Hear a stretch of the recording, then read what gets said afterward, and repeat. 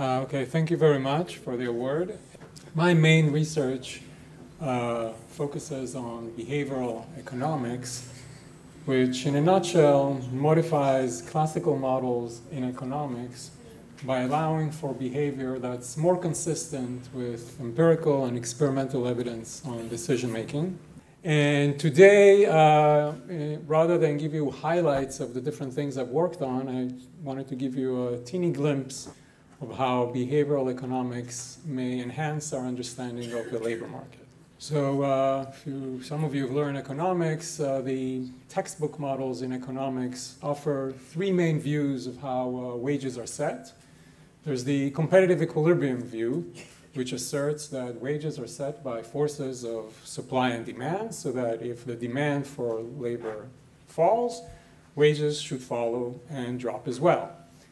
The bargaining theory view asserts that wages are the outcome of bargaining between the employer and the employee over the division of the surplus, so that if the short side of the market are the employers and they have all the bargaining power, they would extract all the surplus from the worker and essentially offer him his outside option.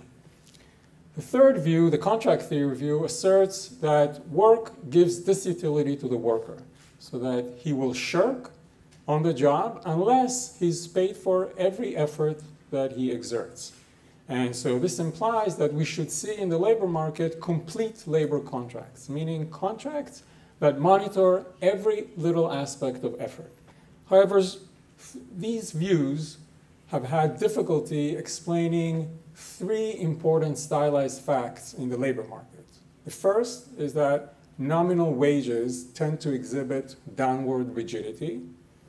The second is that in times of recessions, firms are actually more likely to lay off workers than to cut wages. And third is that fluctuations in unemployment are more volatile than fluctuations in wages.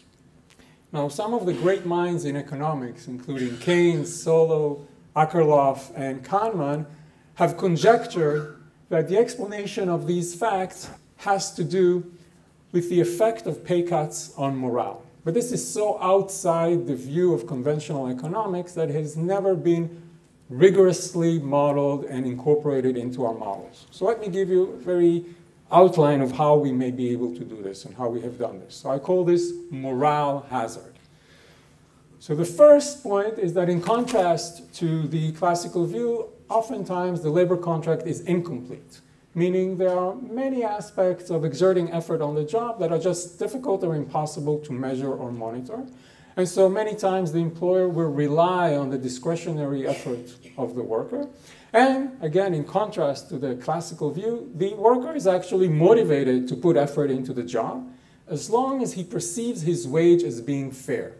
Now, by fair wage, I mean here a reference point against which the worker compares his wage, where this reference can be shaped by things like his wage expectations, his wages in the previous periods, peer wages, and others. And this reference point may very well be above the current market wage.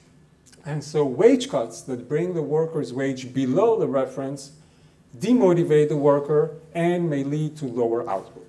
What are the effects of this morale hazard idea on the labor market in the presence of a business cycle? So to do this, let's look at a very simple toy example where I'll be making some very strong assumptions for simplicity. Okay, let's assume that the labor contract is as incomplete as it can be. It's just a flat wage. The second, let's assume that the reference wage is just the average of the wage expectations. And third, let's assume that if the wage of the worker drops below this reference, then he's so demotivated to work that he doesn't produce anything. Again, very extreme, but just for simplicity. And finally, let's assume that the firm finances the wages of the worker from the output that the worker produces.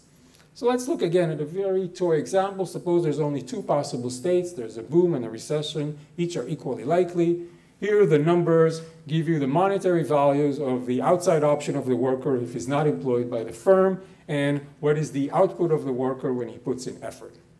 And let's assume that the firm has all the bargaining power, so that in the absence of morale hazard concerns, he would pay the worker essentially the lowest wage that the worker would be willing to accept, which is his outside option if he's not employed by the firm.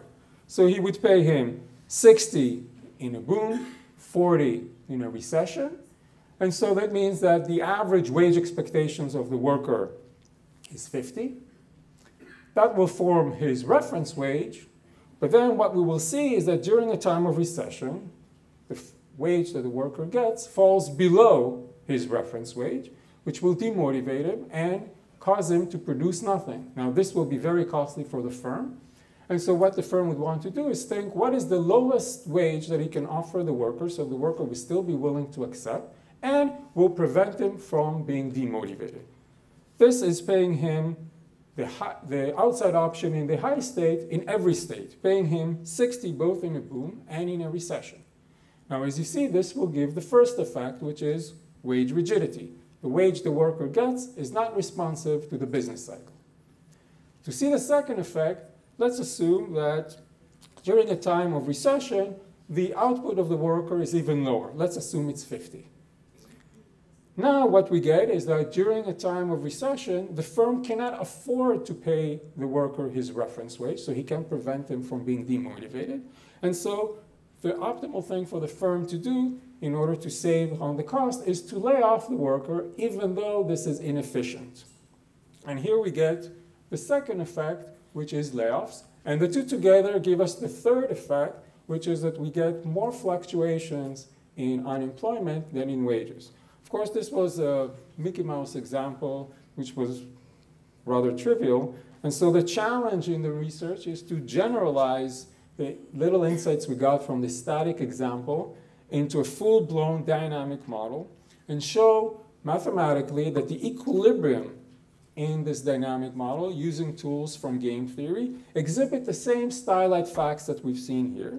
And finally, is to show that this framework, when it's properly and rigorously modeled, it can help illuminate various phenomena we see in the labor market, which are difficult to reconcile with standard classical models in economics. And some of them are the difference in rigidity between new and existing workers, secondary labor markets, the idea of overqualification, and part-time jobs. Thank you.